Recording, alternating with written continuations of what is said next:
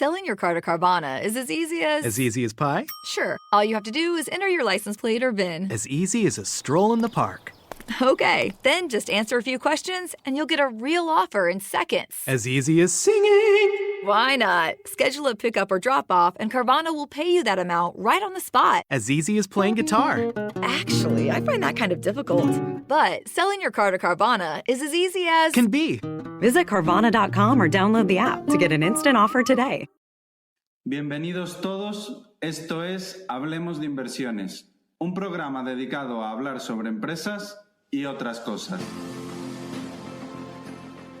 Hola, yo soy Krevix, trabajo en finanzas, soy inversor particular y escribo una newsletter sobre ideas de inversión que podéis leer en krevix.substack.com. Hola, yo soy Carlos Santiso y soy gestor en Icaria Cartera Permanente e Icaria Capital Dinámico. Todo el contenido de este programa no supone una recomendación de compra ni de venta. El propósito es meramente formativo. Muy importante que cada inversor haga su propia due diligence. Hola a todos. Antes de comenzar el capítulo, nos gustaría hablaros sobre el Club del Value. Nuestra iniciativa, que lanzamos ya hace un año, con Krevix, Gabriel, Ayuso, en la que formamos a nuevos inversores. En él tenemos contenido formativo todas las semanas sobre opciones, sobre herramientas para seguir la cartera, sobre gestión de pesos, contabilidad, todo lo que te puedas imaginar. Pero además, una vez todas las semanas, hacemos un directo de inmenso valor, donde, por ejemplo, Gabriel nos puede hablar sobre su modelo de Golar y compartirlo, Krevix nos puede hablar sobre Embracer, Ayuso nos puede hablar de su compañía de Amico, presente en la cartera del club y ha multiplicado por más de 3 veces, cosas de muchísimo valor. Además, tendréis tesis de inversión continuamente, donde podréis aprender nuestro proceso, en qué nos fijamos, los puntos clave y seguir nuestra cartera modelo, que la verdad, al ser 4 perfiles tan diferentes entre nosotros, lo está haciendo muy bien. El outperformance a la MSCI World es considerable. Así que nada, espero que os resulte interesante. La verdad que a nosotros nos ilusiona mucho y ponemos mucho trabajo y esfuerzo en ello. Y sin más, empezamos con el podcast de esta semana, que ha quedado muy interesante. Hola a todos, bienvenidos a un nuevo capítulo de Hablemos de Inversiones. Ya estamos llegando al final de la tercera temporada, porque como muchos sabréis, estamos en verano y en agosto pues no habrá capítulos de Hablemos de Inversiones. Así que volveremos después de verano con la cuarta temporada. Eso sí, antes de finalizar, tendremos un capítulo de los buenos, reuniéndonos Krevix, Gabriel, Ayuso y yo para comentar las perspectivas para la última parte del año. Así que ese será el cierre, que no es poco. Y esta semana tenemos un nuevo capítulo sobre preguntas y respuestas que os suelen gustar mucho y además nos habéis dejado muchas preguntas. Os lo agradecemos a todos los oyentes porque es un gran contenido gracias a vosotros.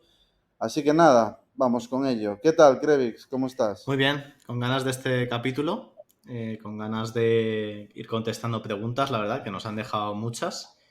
Y nada, sin más dilación, yo creo que ya podemos ir dándole. Venga, pues vamos con ello. Te la lanzo yo, que la primera va para ti.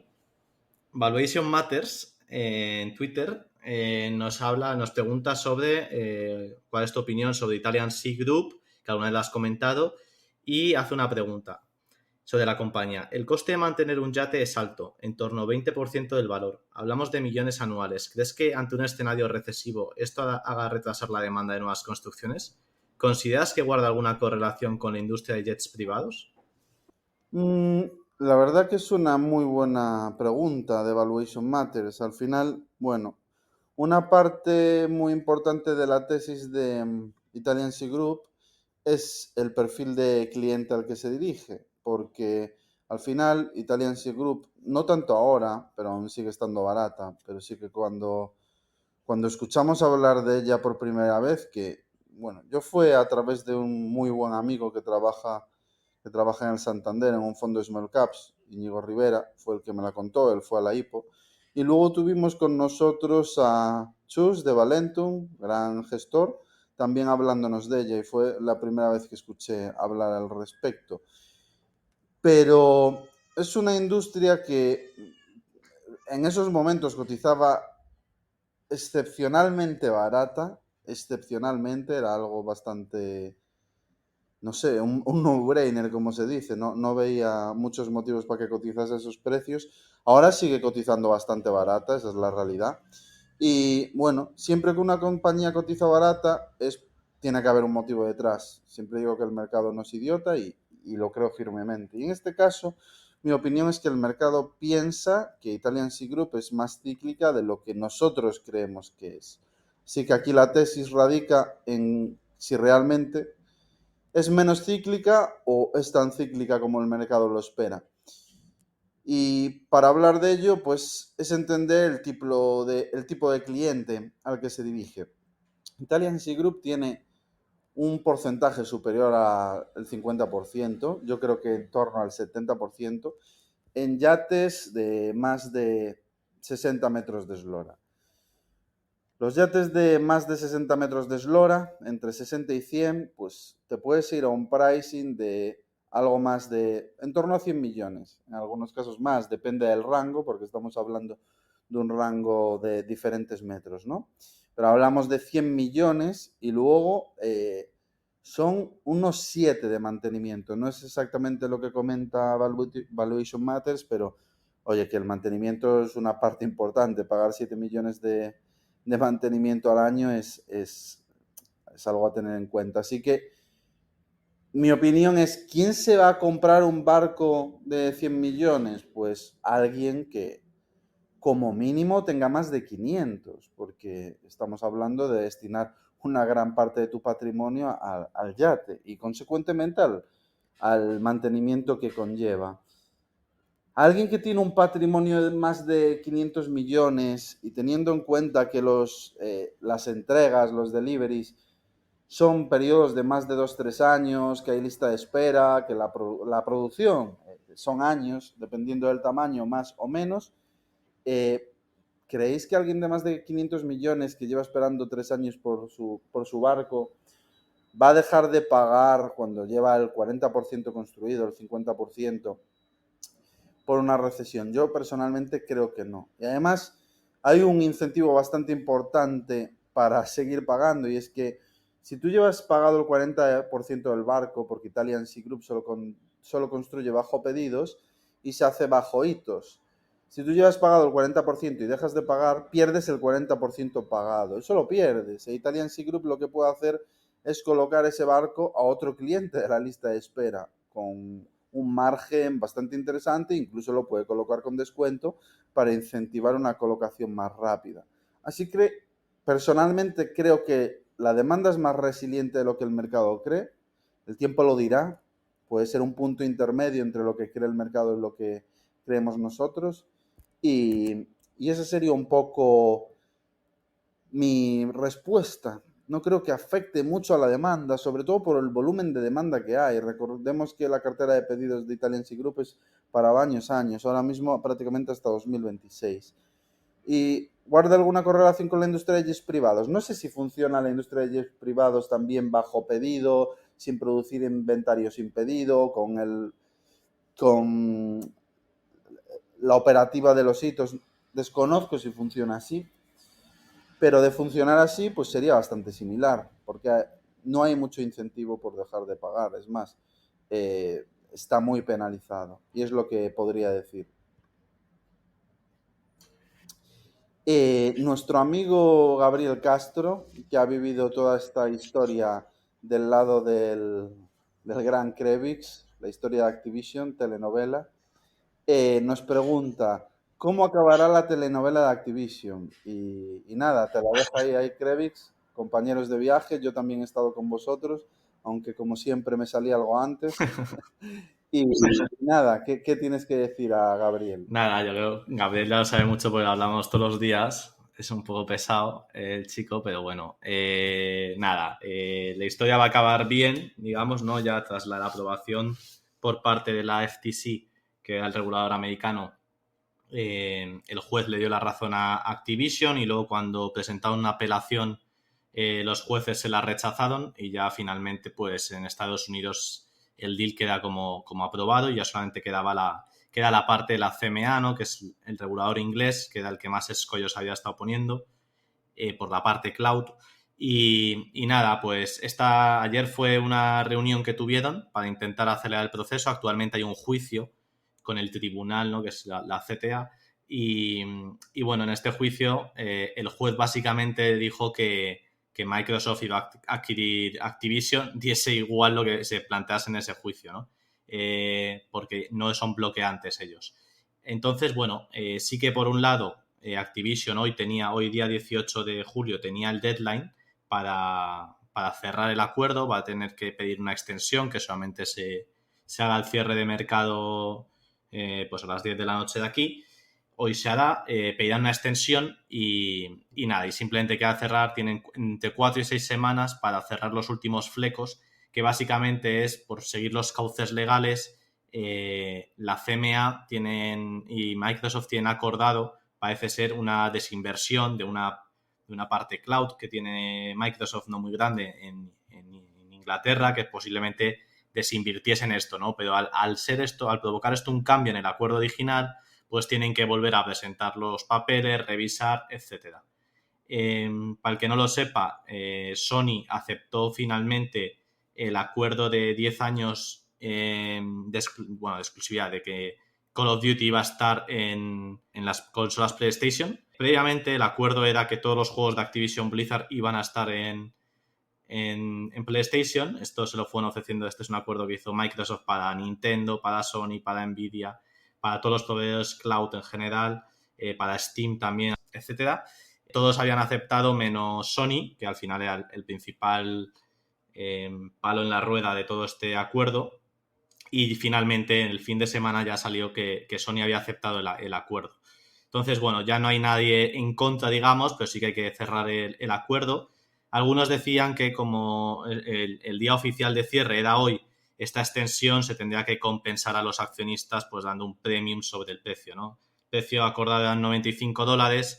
Algunos hablaban de que como había una comisión de 3 billion en caso de no salir el acuerdo, pues que esa comisión de 3 billion se metiese en el precio y llegase pues a ser un deal de 72 billions y a un precio por acción de 98, 99 $99 por acción.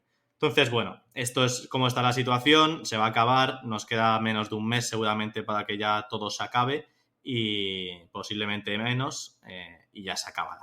Historia con final feliz, la verdad que conocíamos tanto Abel como yo la empresa de años atrás, de que habíamos invertido previamente en ella también y es un líder al final dentro del sector que pues es muy buena compañía y si no salía, pues también estamos contentos de quedárnosla, no pasaba nada, ¿no? Entonces, bueno, hemos ido siguiendo mucho el caso, que la verdad se ha alargado mucho en el tiempo. Esperábamos que se hubiese cerrado algo antes. Pero bueno, ya final feliz, parece ser, y la adquirirán seguramente por $95 por acción a lo largo del próximo mes. Y final feliz también para los miembros del club, porque es una de las principales posiciones de la cartera modelo. Eso es. Para todos aquellos que nos escucháis y queráis entrar a formar parte de una comunidad, somos más de 300, una comunidad muy activa, donde estamos constantemente debatiendo y aportando ideas como esta que aportaron Krevix y Gabriel. Pues ya sabéis dónde encontrarnos, el clubdelvalue.com. Es com, ¿verdad? Sí. Luego, Palacín Jordi nos dice: buenos días, ¿me podríais dar la opinión de la empresa Claskin? Es un operador de transporte internacional francés, empresa de pequeña capitalización, unos múltiplos muy correctos. Lamentablemente, Palacín Jordi no la conocemos, he estado dando un vistazo y la verdad no pinta mal, me la he apuntado incluso en el watchlist para darle un vistazo. Pero no te podemos ayudar. Sí que le termino dando un vistazo. Ahora mismo estoy con 2 compañías súper interesantes. Una vez tengamos el análisis terminado, esta semana nos reunimos con el management de uno de ellos. Una vez lo tengamos terminado, seguramente las podamos comentar en el podcast. Pero si cuando termine con ellas le doy un vistazo a Claskin, pues te dejaré mi opinión. Y Krevix me ha dicho que tampoco la conoce. He visto que la tiene Xavier Brun de TDA, que estuvo también por aquí por el podcast. A lo mejor le puedes preguntar a él, o a lo mejor hay algo escrito o en vídeo de Xavi, que está bastante activo en redes últimamente, creo. Que la tenga Xavier Brun ya es un buen indicativo, porque Xavier es un gran inversor, así que seguro que estás pescando en el río correcto. Jonathan nos pregunta, ¿veis alguna oportunidad en España? Vidrala parece que se ha puesto interesante. Viscofan un poco menos, pero vale la pena tenerla siempre en el radar. ¿Cómo lo veis?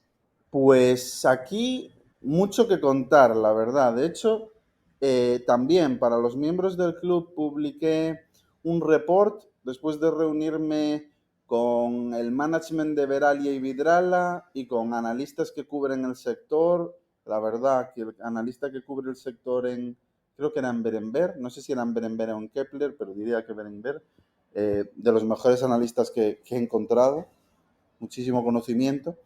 Y bueno, pues muy interesante. Al final, para todos aquellos que os guste el sector del vidrio, que a mí personalmente me gusta mucho porque es un oligopolio, con pricing power, estabilidad de precios, la oferta está bastante tight, aunque es verdad que de aquí a 2026 va a entrar nueva oferta de nuevos players, veremos cómo afecta eso. Se ha vivido una etapa dorada donde los precios han subido un 50% en no más de 4 años, si no recuerdo mal. Es decir, hemos vivido una época dorada. Y ahora mismo todo el sector cotiza a precio de derribo, a precio value totalmente, siendo un sector que para mí es de mucha estabilidad y calidad.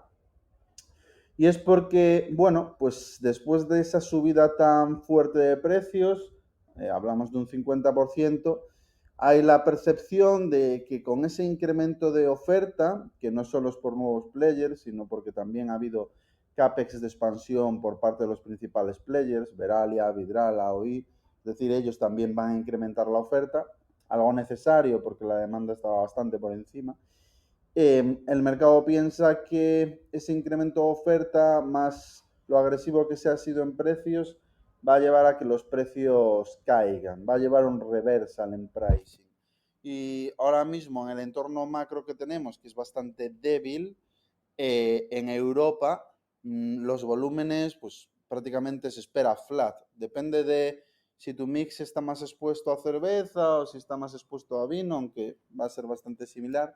Pero se espera flat, compensado por precios este año, pero para el año que viene yo creo que ya las subidas de precios se van a terminar.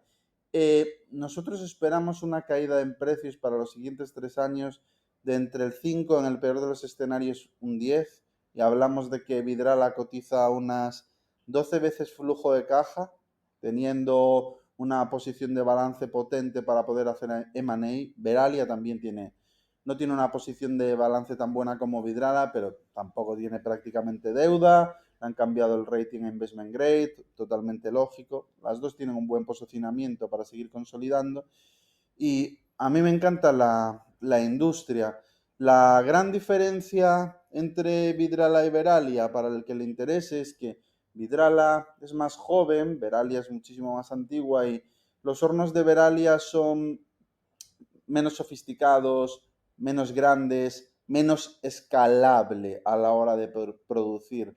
Los hornos de Vidrala son los más eficientes de Europa, son gigantes, están mucho más estandarizados, su producto se produce a una escala mucho mayor, lo cual le beneficia a poder producir a un coste más bajo y vender a precios más bajos un producto equivalente. Eso es tremendamente competitivo. En una industria como la del vidrio, en la cual el transporte de larga distancia incrementa muchísimo el precio, por lo que suele haber monopolios de hornos en las zonas geográficas adyacentes, Vidrala es tan eficiente a la hora de producir que se puede permitir el lujo de competirle a Veralia en Francia. Los salarios en Francia son bastante más elevados que en España, por lo cual el coste de producir el vidrio es más alto.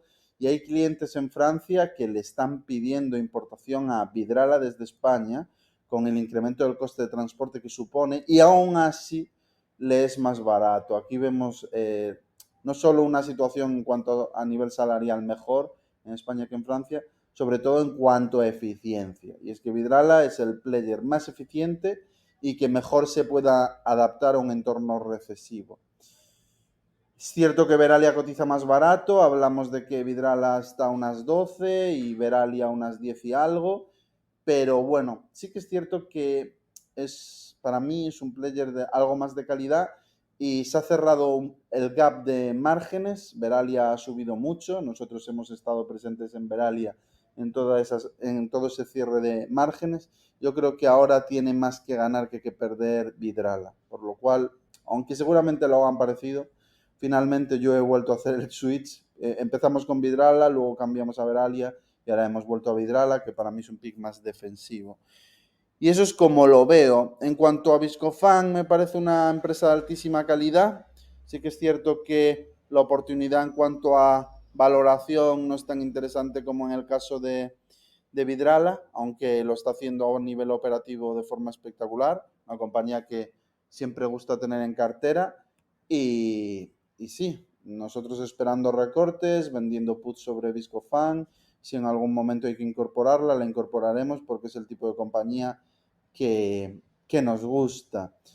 Y no sé si quieres comentar, Krevix, alguna oportunidad en España para no monopolizar yo la pregunta. Sí, que algo rápido. Yo no soy el que más sigue España, la verdad, pero hay alguna compañía que sí que me parece que puede hacerlo bien de aquí a futuro en los niveles que está, como puede ser, por ejemplo, Fluidra, que ha tenido algunos problemas con... están reduciendo inventario y está en una situación más normalizándose del boom que había habido. Y luego, aparte, en la parte habían tenido algunas noticias, sobre todo de tema de prohibiciones en Francia debido a la sequía que está viviendo el sur de Europa.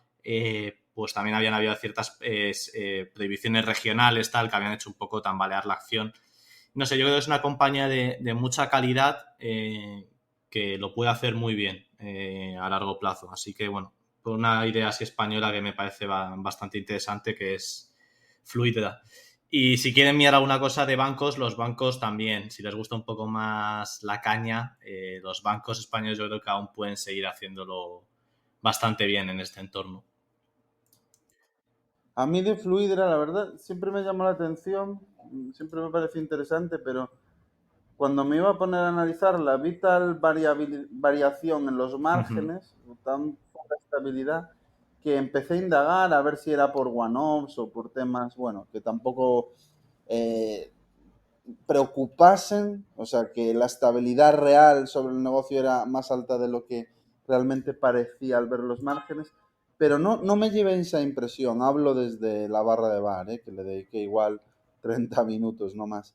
Pero me echó un poco para atrás eso, desde el desconocimiento. Aparte, normalmente los volúmenes y más de ventas, o sea, la demanda en general está siendo más débil por el tema todo macro. Al final, pues al final se dedican al tema de piscinas y demás, pues la macro no es buena y el clima tampoco es bueno, porque encima en muchos sitios están poniendo en restricciones para llenar piscinas, para construcción de piscinas, dan menos licencias, cosas de este tipo de cosas que tampoco son nada buenas.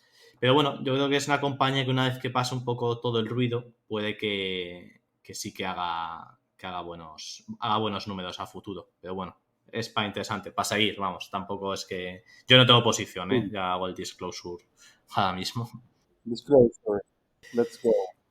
Nos dice Román GJ, ¿cómo podemos saber lo que tarda una empresa en cobrar sus servicios?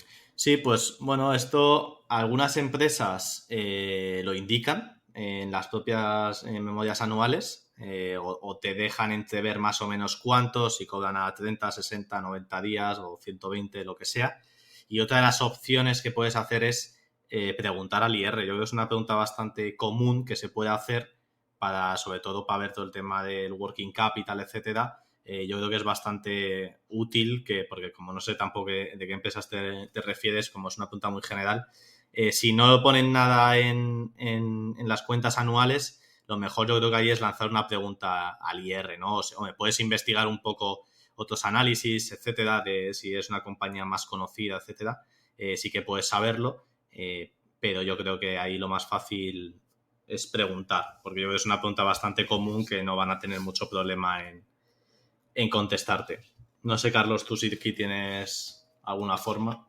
No, la forma que comentas es la que creo que es la más correcta. Luego a través de partidas de balance y de P&L también se pueden hacer cosillas, pero no es tan preciso como preguntar a la compañía, que es algo que normalmente responde. Nunca me he encontrado con la negativa, así que yo creo que es el camino más eficiente, sin duda, estoy de acuerdo contigo. Edu Estallo nos pregunta, bueno, nos pone en un tuit, cobro explícito, implícito en la industria. Pues cobro implícito, explícito, yo entiendo que esto a lo que se refiere Edu, sin saberlo con certeza, es si vemos mejor que se cobre a los clientes por invertir, por hacerles una cartera de fondos de inversión, por ejemplo, por medio de las retrocesiones, eso sería un cobro implícito, que en mi opinión puede ser arriesgado porque desincentiva la alineación de intereses, es decir, el banquero privado puede optar por utilizar los fondos de mayor margen, es uno de los grandes miedos ahí, o explícito, que es por medio de una factura. Oye, yo te hago una cartera y yo te cobro por esa cartera anualmente tanto.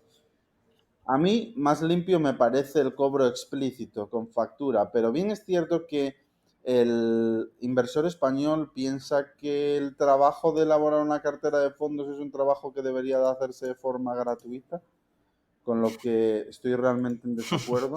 Requiere unos conocimientos que sin duda no son sencillos de adquirir, y yo he trabajado en gestión discrecional de carteras y te puedo garantizar que no es sencillo. No es tan sencillo como mirar qué fondos lo han hecho bien los últimos 10 años, para nada. Sí que soy partidario del cobro por medio de factura, aunque genera bastante rechazo y la gente suele estar más cómoda con el cobro implícito, aunque va totalmente en contra de sus intereses. Y esto es lo que puedo decir un poco sobre la pregunta de Edu. Yo creo que al igual que en la fontanería o en la arquitectura o en la medicina, pues el trabajo de la gente que se dedica a finanzas es igual de válido, la formación adquirida y experiencia también, y no está de más que se remunere por ello. Parece que aquí está bastante mal visto cobrar por tu trabajo en el sector financiero y nunca he entendido muy bien por qué. Pues sí, la verdad, tienes toda la razón.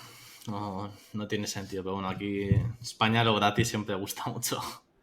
La siguiente pregunta es de Sergio Santos y dice, hola, dado que el sector rate no lo quieren tocar nadie ni con un palo, seguramente sea el sector que vaya a tener mejor comportamiento en los próximos años. ¿Veis algún rate residencial que pueda estar interesante o seguimos esperando? ¿Cómo se comportan en recesión? ¿Crisis? ¿Crisis? A ver, aquí te recomendaría escuchar el capítulo anterior que hablamos con Martí Alonso sobre real estate. No hablamos sobre rates puros, ¿vale? No hablamos sobre rates porque Howard Hughes o Brookfield no son un rate puro y duro. Al final, pero es parecido y al final están el sector, según cómo vaya, pues les va a ir afectando más o menos, ¿no? Yo la verdad residenciales no he mirado mucho comercial, sobre todo Simon Property Group, he mirado Macerich, por ejemplo. Son ambas compañías que tienen centros comerciales. La primera, Simon, tiene centros comerciales tier 1 y en ciudades muy bien situados, etcétera. Y la segunda, Macerich, no son tier 1, pero son de muy buena calidad también. Y son compañías que la verdad pagan un buen dividendo, que al final es mucha gente por lo que invierte en REITs, ¿no? Porque al final lo ven como una inversión, digamos, en ladrillo, en la que vas cobrando pues, de los alquileres de las tiendas. Pero ¿qué es lo que pasa? Que normalmente estas compañías tienen mucha deuda, en ocasiones colateralizada o respaldada por los propios activos, y cuando vienen mal dadas en el mercado, hay crisis, recesión, pues pueden sufrir mucho, ¿no? Sobre todo por el aumento del coste del capital, no te permite seguir haciendo tu negocio tal y como lo estabas haciendo y bueno, pues sufren más. Aún así son compañías que, bueno, pues suelen ser bastante estables. Luego otro tipo de crisis distintas, más como la del 2020, que eso ya fue mucho más duro por el tema de que se cerró a cal y canto todo, pero eso esperemos que no vuelva a pasar nunca más. pero obviamente pues en una crisis donde la gente consume menos, etcétera, pues puedes tener más impagos en los inquilinos, por ejemplo, de tus tiendas, etcétera. Y en la parte residencial pues igual, impagos de inquilinos y todo esto, ¿no? Entonces, bueno, pueden sufrir, o sea, no es que sea, o sea, a tu pregunta de cómo se comportan en la recesión crisis, pues suelen sufrir bastante. Lo que pasa es que, bueno, suelen tener bastante buen músculo financiero, que es lo que tienes que mirar a la hora de invertir, cómo tienen la deuda, los plazos de la deuda, estresar un poco el free cash flow que generan, ¿no? Para verlo tras los pagos cómo se queda, etcétera. Eso ya es un poco trabajo, porque luego habrán algunas que se irán a cero y otros que lo harán muy bien y sobrevivirán, ¿no? Entonces, bueno, es un poco complicado. Si te vas a los grandes players, pues yo creo que a pesar de que tienen grandes emisiones de deuda normalmente, pues yo creo que aquí en la parte de comercial yo iría normalmente a los más líderes de turno, ¿no? Que yo creo que eso lo harán bien cuando todo normalice. No sé si tú, Carlos, tienes algún rate siguiendo o etcétera. No, la verdad que no. Lo único que tengo relacionado con real estate es Ryman Healthcare, que al ser Nueva Zelanda pues es una historia diferente. Pero bueno, está en mérito a full con real estate y también vino por el podcast y nos contó su visión al respecto. O sea que a Sergio le recomiendo encarecidamente que escuche ese capítulo. Capi, que no es el Capi de Momentum, es otro Capi, nos dice: ¿conocéis algún libro en castellano o algún otro recurso que hable de la gestión de cartera para el inversor retail? La gestión que hacéis los profesionales está ligada a unas normas que los retail no tenemos, por lo que no es 100% aplicable vuestra metodología. No sé qué tienes que decir tú, Krevi. A ver, hay algunos recursos. Yo creo que como más aprende al final es pegándote tú solo y viendo, o sea, sin hacer barbaridades, ¿no? Pero viendo un poco cuál es el estilo que más se adapta a ti, ¿no? Si prefieres estar más diversificado o tener muchas acciones, que no siempre es lo mismo, ¿no?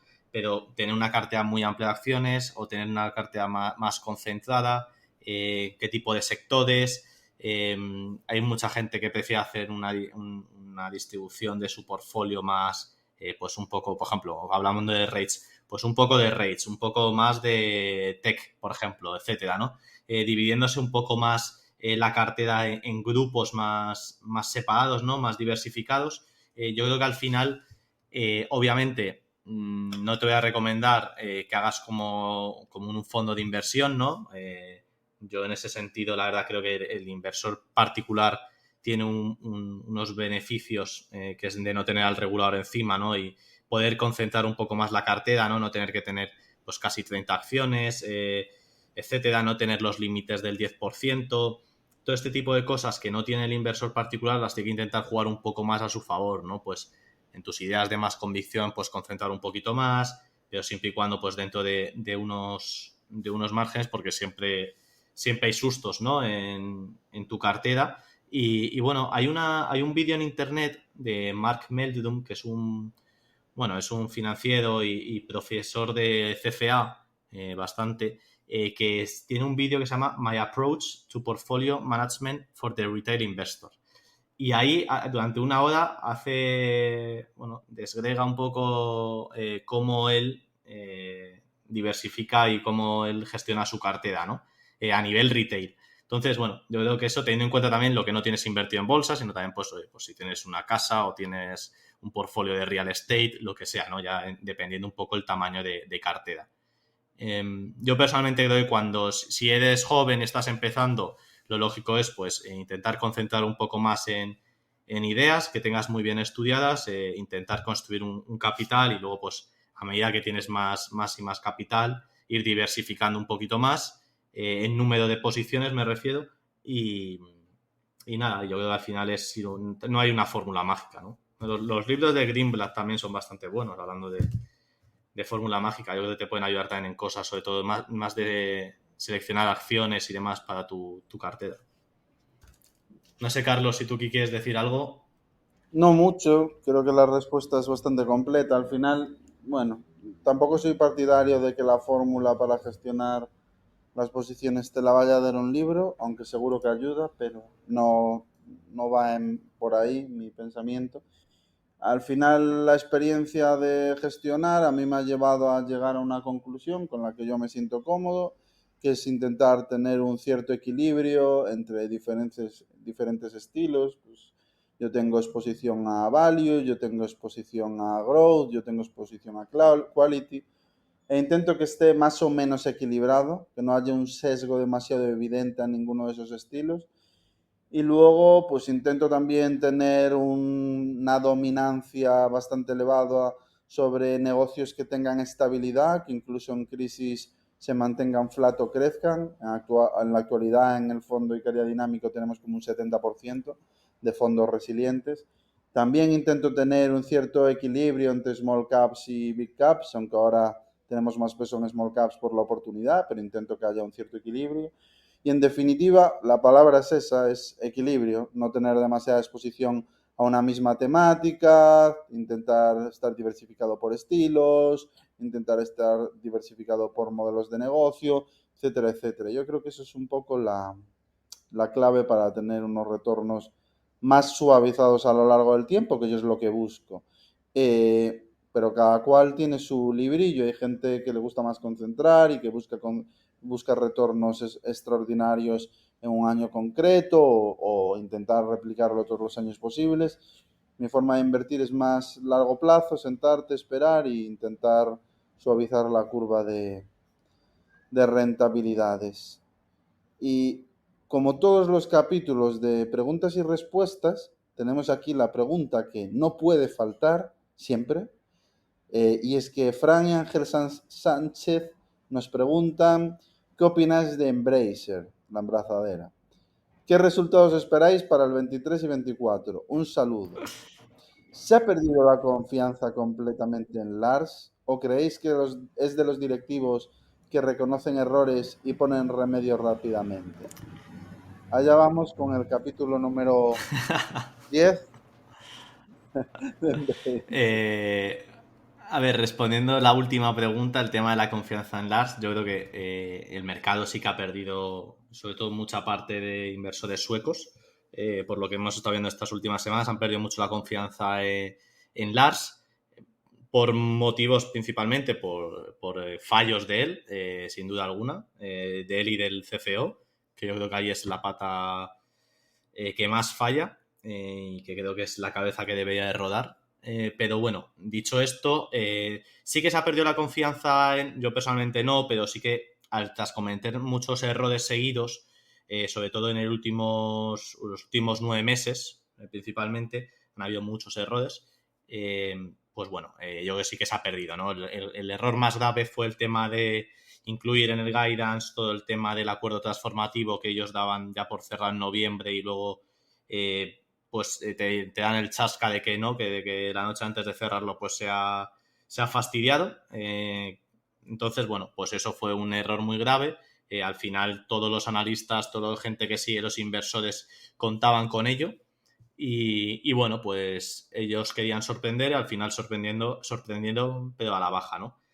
Y luego, a nivel CFO, en la última ampliación de capital, que al final pues fue por una petición de los bancos que estaban pues para refinanciarles los préstamos, les pidieron una ampliación, les pidieron repagar una parte de la deuda que tenían y bueno, pues esto también un error más por parte de este caso del CFO de no tener esto mucho más controlado y hablado con los bancos que conocen su situación.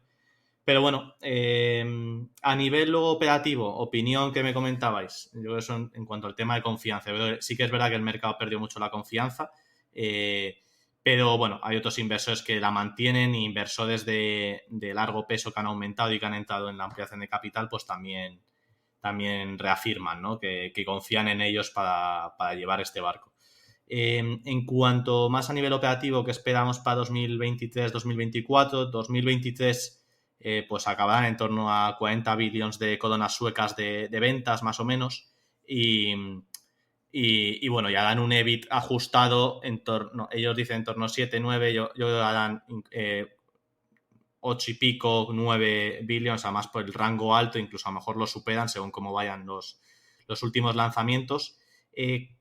Este año están saliendo las cosas bien, la verdad. De los AAA que iban a lanzar, Dead Island 2 se ha lanzado con mucho éxito, la verdad, y continuará pues dando ventas de catálogo, de back catalog, ¿no?, que lo llaman ellos, durante los próximos trimestres. En el siguiente trimestre, que es el que reporten, sí que se verá más pues todo el impacto. Y luego han habido varios lanzamientos de juegos AA, ¿no?, de juegos de menor presupuesto que han salido bastante bien. Uno de ellos es el AEW Fighting, que es un juego de lucha libre americana, que sobre todo, pues obviamente en Estados Unidos es donde más se vende. Ha sorprendido bastante y la comunidad está bastante contenta con ello. Luego, esta semana pasada sacaron el juego el Jagged Alliance 3, que es una secuela de una serie que llevan sin hacer casi 10 años, estilo Commandos, ¿no? Los que habéis jugado videojuegos Commandos, pues es este estilo de videojuego. Se ha puesto muy bien en ventas en Steam y nada, pues bueno, es un juego que lo está haciendo bastante bien. Ha tenido, no sé si tenía un 83, 85, no, estoy hablando de memoria, a ver si lo saco rápido, en OpenCritic. Está bastante bien valorado por tanto los críticos profesionales como los jugadores. En Steam tenía muy buenas valoraciones, así que bastante bien. La semana que viene sale Remnant 2, que es uno de los lanzamientos no el más fuertes, de hecho 83 tiene de crítica.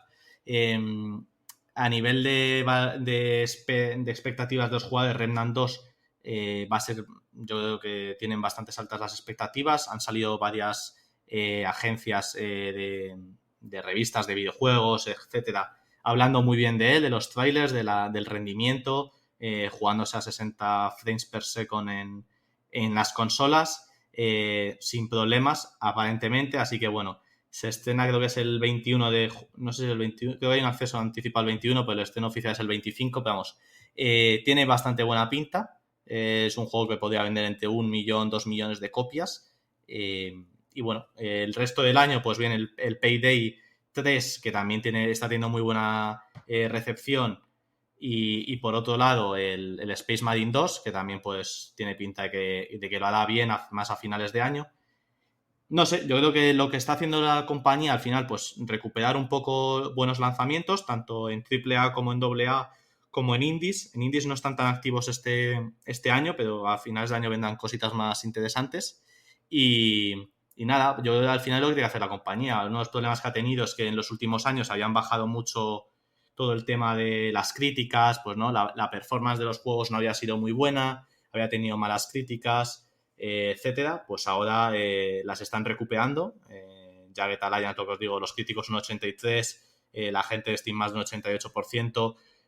Van saliendo las cosas bien, queda mucho trabajo por hacer y veremos. Yo creo que hay que tener un poco de paciencia. Yo creo que el múltiplo actual es bastante ridículo, pero claro, hay que tener en cuenta que están ahí por todo lo que han cometido mal previamente, ¿no? Entonces, bueno, por no monopolizar, yo creo que ahí está bien. Yo, la verdad es que a estos precios soy muy, muy positivo con la compañía. Es normal que tarde un poco en subir y en recuperar un poco la confianza, porque tienen que ir saliendo las cosas y a ver cómo va la reducción de deuda y los objetivos de EBITDA hacia final de año. Pero la verdad es que con los lanzamientos que están haciendo y las medidas que tomen del plan estructural, debería ir bien. Y luego, Naruto nos pregunta, desearles ante todo unas merecidas vacaciones. Les pido esta vez que saquen la bola de cristal, que no le gusta sacar mucho a Carlos. ¿Qué se puede esperar del oro en los próximos meses? Y de los tipos de interés en la zona euro. Toma ya. Vamos con la bola de cristal a tope. Pues, a ver, no sé, yo tengo la impresión de que la situación de tipos de interés que tenemos hoy en día, como que los ciudadanos, los agentes económicos piensan que es 100% transitoria y van a volver a un nivel de equilibrio sin que tengamos una recesión. Y es por ello que tengo la impresión de que la gente está aguantando. Aguantando las hipotecas, a pesar de que se les va un poco de madre la situación actual, aguantando los préstamos, aguantando en definitiva. Y que si esta situación se prolonga más de lo normal, pues empezaremos a ver problemas de impagos de verdad. Al Dicho final esto, hay, Carlos, hasta que no haya, yo creo, por puntualizar, hasta que no haya sangre en las calles como tal, sobre todo proveniente cuando hay despidos, no estamos viendo despidos y tal. Cuando se vean despidos, si se llegan a ver, y ojalá que no se vean, pero si se ven despidos, al final es cuando la hipoteca aprieta, cuando los préstamos personales aprietan, etcétera. Si no, la gente pues hace un esfuerzo, aprieta más, pues baja el consumo, etcétera, pero aguanta. correcto, así es. No sé, bien es cierto que en cualquiera de los dos posibles escenarios, sinceramente, el oro debería hacerlo bien, porque ¿qué dos posibles escenarios tenemos? Soft landing y hard landing. No hay más, es lo que hay. En el caso de soft landing, tendríamos una bajada gradual de la inflación, es decir, una desinflación, por lo que tendríamos una bajada gradual de los tipos de interés con una inflación que vuelve a niveles normales. Ok, pues eso, en mi opinión, nos dejaría unos tipos de interés, bueno, bajos, no del cero, así que el oro no lo debería hacer mal, tampoco bien del todo, porque los tipos reales no se volverían muy negativos. El escenario de soft landing, digamos que es neutro con sesgo negativo para el oro. Y el escenario de hard landing, que es llevar los tipos de interés al cero porque hay una recesión más severa, el oro debería hacerlo bien porque ahí sí que volveríamos a tipos de interés reales negativos y el oro se ve favorecido.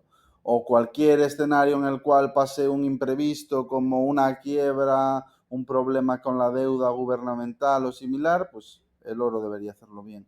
Pero predecir los tipos de interés en la zona euro, pues no se me ocurre variable macro más difícil de predecir en el planeta Tierra, así que no puedo decirte mucho más que esto. Me parece interesante tener oro, no tampoco una barbaridad, pero sí una parte del portfolio y bueno, pues eso es un poco como lo veo.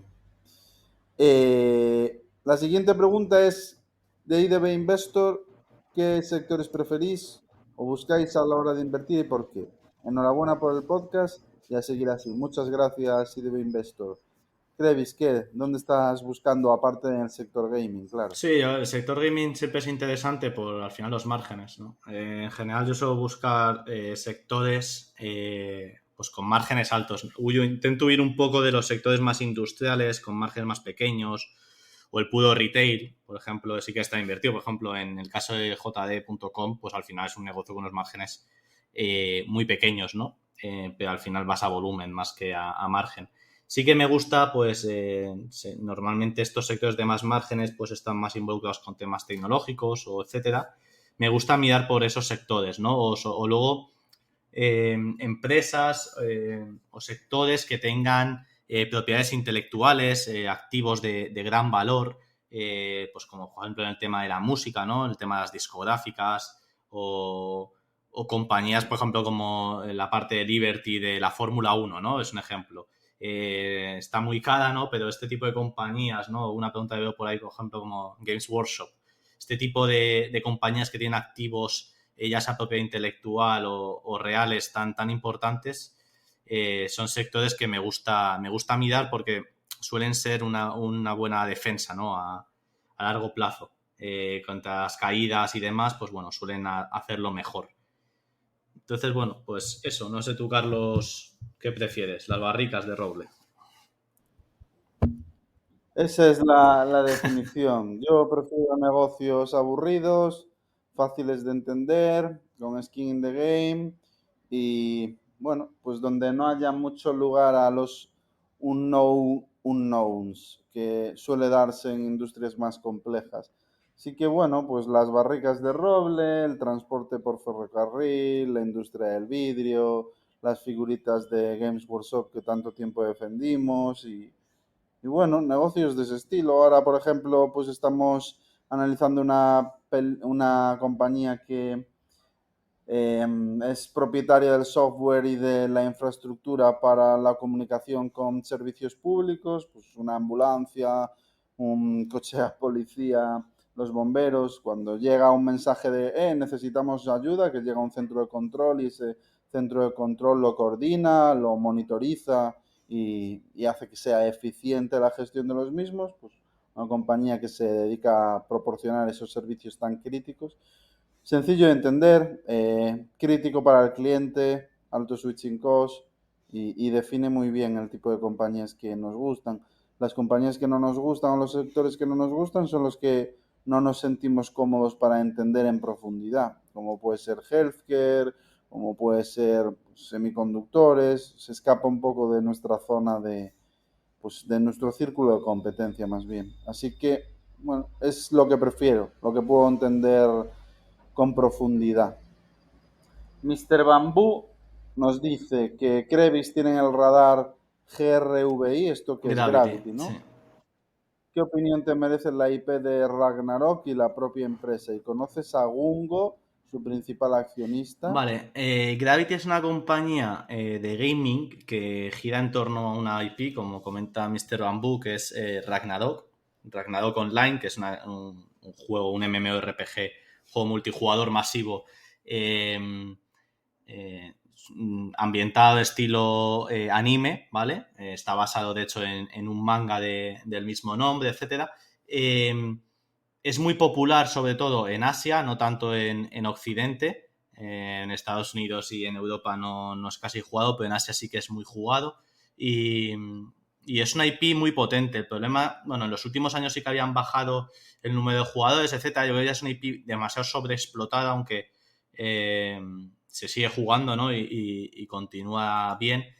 Durante el COVID y todo esto vivió un boom muy fuerte, que en su momento la estuve mirando yo porque no llegué a comprar y me arrepiento. Voló una barbaridad. De hecho, me la comentó un antiguo, un amigo, un antiguo compañero de póker que tenía. Y me parece muy interesante. Es una compañía interesante. El problema que yo creo reside más en el management. Como comentas, el dueño principal, creo que es más del 59% por ahí, es Gungo. Y Gungo es una compañía de videojuegos, donde, bueno, pues lo más importante obviamente es Ragnarok. Luego tienen varios juegos móvil, ¿vale? Hay adaptaciones de algunos juegos que los han convertido en juegos móviles, etcétera. Vamos, sin mucho más misterio, ¿no? No es tampoco una compañía que destaque mucho más allá de la parte de Ragnarok. Y nada, bueno, es una oportunidad interesante. Aquí yo creo que la clave, como pasa mucho con estas compañías asiáticas, es ver qué puede hacer, porque tienen mucho cash, qué puede hacer o qué va a hacer el management con este cash, ¿no? Si pues, a lo mejor podrían aprovechar, intentar crecer, adquirir compañías, a que en general el mundo del gaming parece que se está empezando a volver a calentar, ¿no? En tema de adquisiciones, si se consigue cerrar todo lo de, bueno, se cerrará, vamos, lo de Microsoft, Activision y demás. Pues bueno, estas compañías asiáticas pueden aprovechar y también crecer y comprar otro tipo de compañías. Pueden hacer M&A, podrían hacer recompras o dar dividendos, ¿no? Que también es otra de las formas al final de aflorar valor para el accionista. Es bueno, me parece. Es verdad que ha subido mucho este año, pero pese a ello está un múltiplo aún bastante atractivo.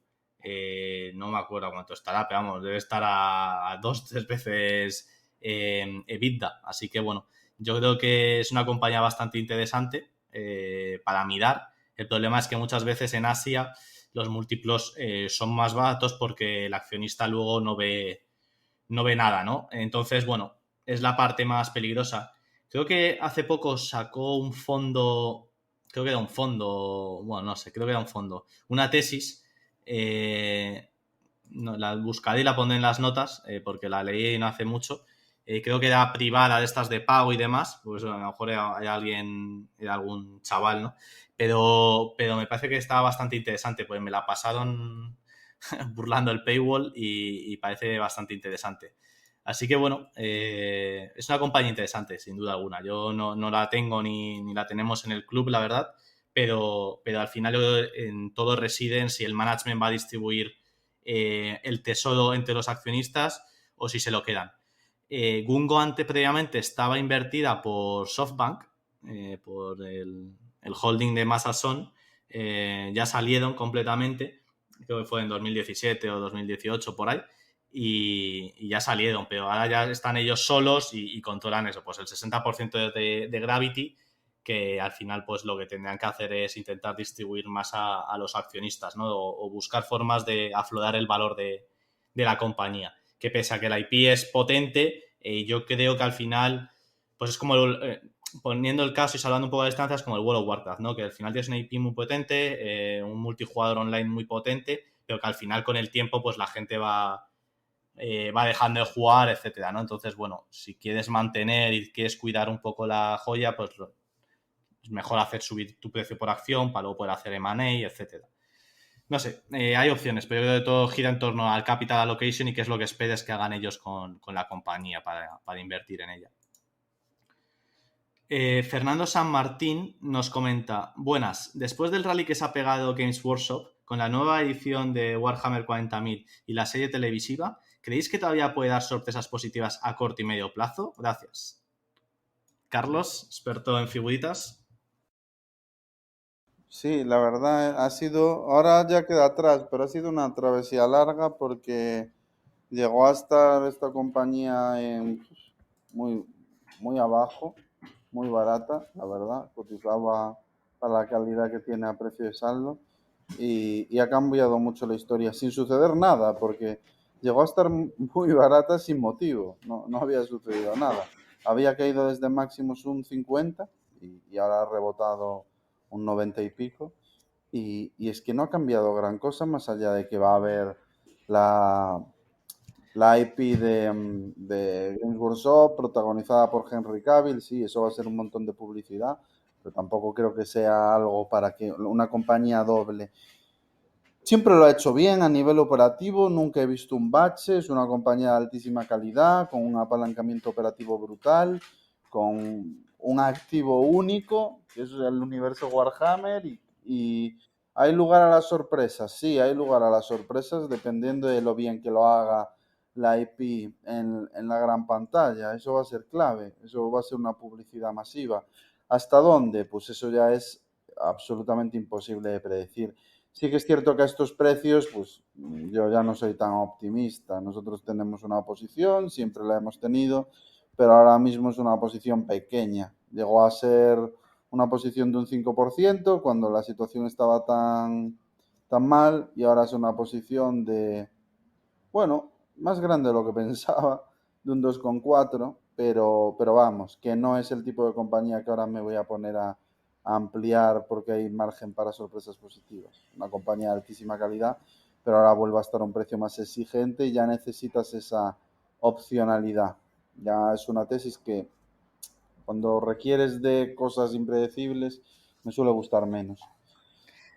Y eso, va a salir la nueva edición de 40.000, que eso va a arrasar, no tengo duda, va a hacerse unos resultados buenísimos, pero bueno, ya está más exigente y hay que ser cauto. Y por último, nos dice Inversor Lucense, ¿qué os parece la compañía KPG AX? Esto es Kelly Partners Group, si no me equivoco, es un modelo de negocio y directiva. Gracias, cracks. Yo no sé, Krevi, si tú la conoces. Yo no, he mirado en interno un poco, que veo que hacen cosas de contabilidad, de mejorar, optimizar back office, fiscalidad y demás, todo esto, ¿no? Centrado para pymes, por lo que he leído, pero no tengo ni idea, vamos, como para dar una opinión. Sí, la verdad que a mí me llama bastante el modelo de negocio, siempre me ha parecido súper interesante, la verdad, pero nunca me ha parado a analizarla. Veo que el CEO o el fundador, o no sé realmente quién es porque no la he analizado mucho, es muy activo en redes sociales, está siempre comentando grandes resultados, eso no me suele gustar mucho, la verdad, pero como anécdota que no tiene demasiado sentido. No sé, tengo buenas referencias de esta compañía, se la he escuchado a inversores a los que respeto y que saben elegir bien las compañías, si es lo que puedo decir. Sin duda, debería de ser una de las que hay que analizar. Hay una compañía de servicios de contabilidad, no sé si se dedicará a lo mismo, pero hay una compañía americana que es un SaaS que se llama Blackline, que la verdad yo le hice bastante bien en el COVID, que al final lo que hacen son pues servicios de optimizar contabilidad, facturas, todo este tema para las pymes a través de su modelo y todo en la nube. Y es un SaaS, tú pagas un servicio, o sea, el servicio cada mes y lo tienes. Y una vez que la gente se acostumbra a ello, la verdad es que es no hacen casi churn, porque al final retienes un montón, ¿no? Porque una vez que se acostumbran a ello ya la gente no quiere cambiar. Lo digo simplemente como curiosidad, que yo sí que es una compañía que me conozco, que me mide en su momento. Ya he perdido un poco la pista, es verdad que ya cayó mucho después de todo ese boom de COVID y demás, como en general todas las de SaaS, pero que es un modelo de negocio que me parece bastante interesante. Sí que es verdad que aún así, aunque hubiese caído bastante, aún estaba carita sin mirar los múltiplos, pero bueno, si alguien le quiere echar un ojo, la dejo por ahí. Perfecto, pues gran aportación. Llegamos al final del capítulo, no hemos respondido a todas las preguntas, repito que muchísimas gracias a todos por ellas. Os agradeceríamos, si os ha gustado el capítulo, que nos dejaseis vuestro like del mismo y nada más. Nos veremos próximamente en nuevo capítulo de Hablemos de Inversiones y que tengáis todos una buena semana. Hasta luego. I'm a sushi chef. I also happen to be a cat. How'd I get here? Adobe Photoshop. It turned a cute kitty like me into a sashimi master. And it can make your images look amazing too. In just a few clicks, you can replace a boring background, swap out a so-so sky, and remove distractions like people and power lines. With Photoshop, everyone can. I love playing with this mouse. Click or tap the banner to visit Photoshop.com and pounce on your free trial today.